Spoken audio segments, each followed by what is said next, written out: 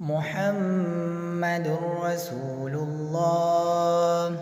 والذين معه أشداء على الكفار رحماء بينهم تراهم ركعا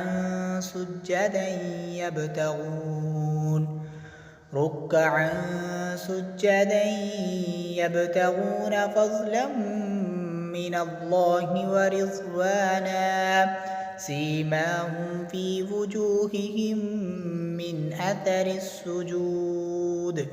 ذلك مثلهم في التوراة ومثلهم في الإنجيل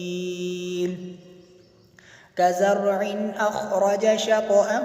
فآزره فاستغلظ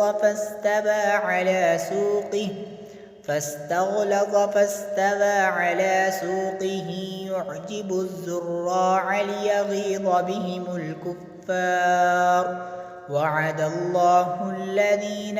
آمنوا وعملوا الصالحات منهم مغفرة وأجرا عظيما.